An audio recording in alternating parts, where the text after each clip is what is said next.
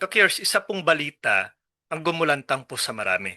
Tinanggal ang milyong-milyong pondo para sa isang Catholic charity. At sumabay pa talaga sa tensyon sa pagitan ni na Pope Leo XIV at President Trump. At agad po ang iba ay nagsabi na, nako, kasalanan yan ng Santo Papa dahil sa kanyang mga pahayag at pagsalungat against Trump. Now, ayon po sa ulat, ang administrasyon ni Donald Trump ay nag-withdraw daw ng humigit kumulang sa $11 million funding para sa Catholic charities sa Miami.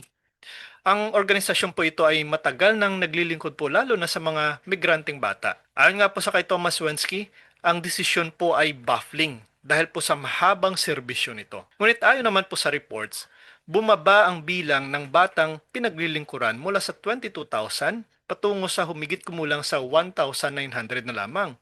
Kaya isa din po sa mga dahilan ay ang operational change. Pero kasabay po nito, may lumalaking tensyon po sa pagitan ng US government at ng Vatican, lalo na po sa kay Pope Leo XIV. Now, nagbigay po ang Santo Papa ng kanyang pahayag. Tumawag ng kapayapaan, nagpahayag laban sa conflict at armas, nagsalita tungkol sa moral responsibility ng mga leader. At dito na po nagsimula ang friksyon. Ayon po sa ulat, sinabi ni Trump, I am not a fan of Pope Leo. At dito na po pumasok ang tanong, ang pagtanggal ba ng pondo ay dahil sa politika o simpleng administrative decision lang? Ano po ba sa tingin nyo? No, hindi po natin pwedeng basta lang mag-conclude. Pero isang bagay po ang malinaw dito. Hindi dapat isisi sa Santo Papa ang desisyong ito. Bakit? Ito po kasi ang pinaka-importante. Sa buong kasaysayan po ng simbahan, maraming emperador po ang nagtangkang kontrolin ang simbahan.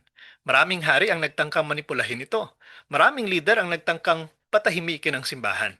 Pero ang sagot po ng simbahan, hindi kami nabibili. Nariyan pa rin po ang simbahan hanggang sa ngayon.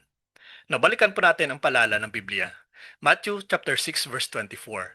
You cannot serve both God and money. So ito po ang prinsipyo. Kung ang simbahan ay susunod sa pera, hindi na ito simbahan. Kung ang simbahan ay matatakot sa kapangyarihan, hindi na ito tapat sa Diyos. Ang Santo Papa po ay hindi CEO. Hindi po siya politician. Hindi po siya diplomat lang.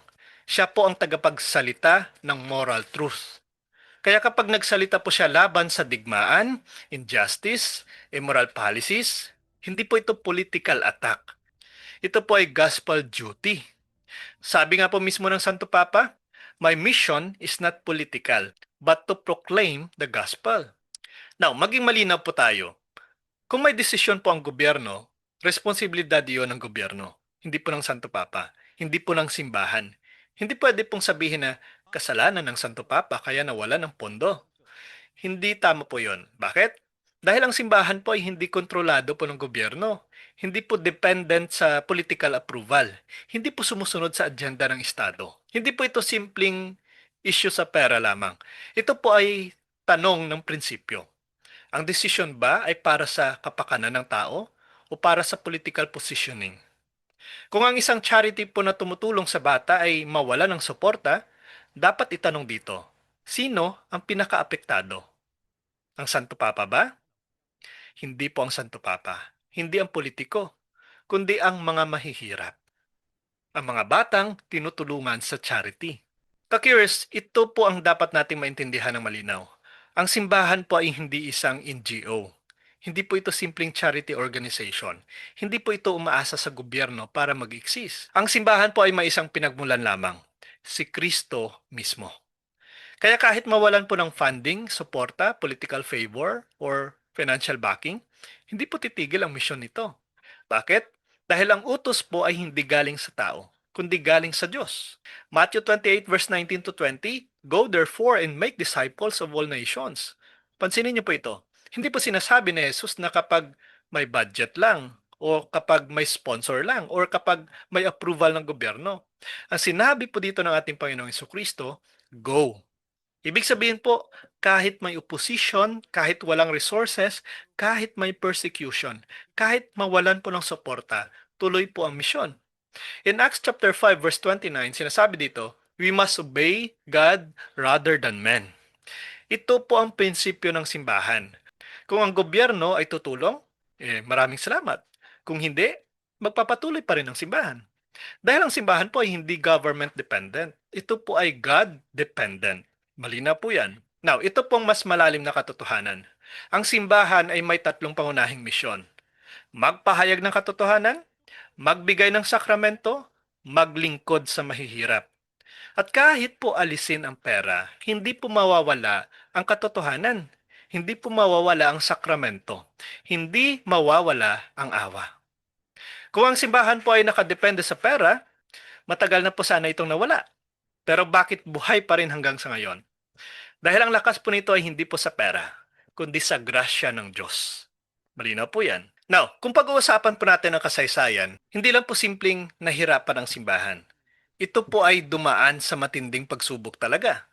Una po dito, sa unang siglo, sa Roman persecution. Sa panahon po ni Nero, sinunog ang mga Kristiyano, pinakain sa leon, ipinako sa krus. Walang simbahan, walang pondo, walang proteksyon. Pero ano pong nangyari? Lumago pa rin ang simbahan. Now, pangalawa dito, ang unang Kristiyano. Nagtatago sa catacombs, walang institutional power, walang government support, pero mayroon silang pananampalataya, pagmamahal, at tapang. At iyon po ang nagpapatatag sa kanila. Pangatlo po dito, sa Middle Ages at Crisis. May panahon po ng corruption, division, attacks, pero hindi po nawala ang simbahan. Pangapat po sa modernong persecution. Hanggang sa ngayon po may mga bansang ipinagbabawal ang Christianity, may pinapatay dahil po sa pananampalataya, may inuusig dahil sa gospel. Pero kahit saan ka pumunta, nandyan pa rin ang simbahan.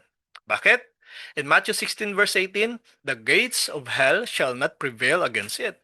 Ito po ang pangako ni Kristo. Hindi niya po sinabi na hindi kayo mahihirapan.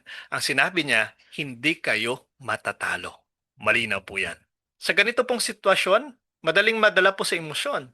Pero bilang Katoliko, hindi po tayo dapat reaction-driven. Tayo po ay truth-driven. Ano pong hindi dapat gawin? Huwag agad magalit. Huwag agad mag-akusa. Huwag agad maghusga. Huwag gawin political war. Bakit? Dahil ang misyon po natin ay hindi po magpalala ng gulo, kundi magdala po ng liwanag. Now, anong dapat nating gawin? Una po dito, isa na po dyan. Isa sa pinakamalakas is manalangin. Para po sa simbahan, para sa Santo Papa, para sa mga leader ng mundo, kahit na si President Donald Trump pa, para sa mga mahihirap na apektado. Pangalawa po, alamin ang katotohanan. Hindi po lahat ng balita ay kumpleto. Hindi po lahat ng naririnig ay tama. Kaya maging mapanuri po tayo. Huwag basta lang maniwala. Pangatlo po dito, panindigan ang pananampalataya. Hindi po dahil may pressure, babaguhin na natin ang katotohanan. Dapat manatili pa rin kung ano ang una, ang original at tamang pananampalataya na itinuro sa atin, na iniwan sa atin ng ating Panginoong Jesucristo. Pangapat po dito, tumulong po sa nangangailangan. Kung mawalan po ng funding ang charity, naku po, tayo ang maging kamay po ng Diyos. Magkaisa po tayo mga Katoliko. Kapag nagkaisa po ang lahat, naku po, mas marami pa rin ang matutulungan, higit pa mismo sa nawalang pondo. Sinasabi nga in James chapter 2 verse 17, faith without works is dead. So hindi po sapat ang paniniwala, kailangan po ng gawa. Kaya linawin po natin ito. Hindi po ito simpleng usapin ng dalawang tao. Hindi po ito Trump versus Pope. Ito po ay mas malalim. Katotohanan versus kapangyarihan. Ebanghelyo versus control. Misyon versus interest. Sa kasaysayan, palagi pong sinusubok ang simbahan. Pero sa bawat pagsubok, lalong lumalakas ang pananampalataya. In John chapter 18 verse 36, sinasabi dito, my kingdom is not of this world. Ito po ang dahilan kung bakit hindi kayang kontrolin ng politika ang simbahan. Hindi kayang bilhin ng pera ang katotohanan.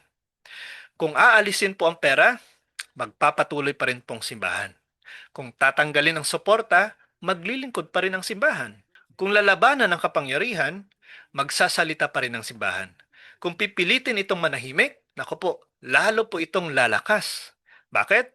Dahil pong simbahan ay hindi itinayo sa politika, sa sistema, sa ekonomiya o kapangyarihan. Ito po ay itinayo sa matibay na bato. Kaya hindi po ito matitinag. At tandaan mo po ito, ang impyerno po ay bumabagsak. Ang mga leader po ay nawawala. Ang mga sistema po ay nagbabago. Pero ang simbahan po, nananatili. Hindi po dahil malakas ito sa mundo, kundi dahil ito ay hawak ng Diyos. Sa huli nga po, hindi po pera ang magliligtas sa mundo. Hindi po kapangyarihan, hindi po politika, kundi ang awa, ang katotohanan at pag-ibig ni Kristo. At ang simbahan ay mananatiling tapat po dito hanggang sa wakas. Kaya kung naniniwala ka po na ang simbahan ay hindi po nabibili, i-share niyo po ito. Ipanindigan ang katotohanan at huwag pong matakot. Ang tandaan, comment po sa ibaba, hindi kayang bilhin ang katotohanan. Please support po ang ating YouTube channel. Ang link po ay nasa description. God bless po sa ating lahat.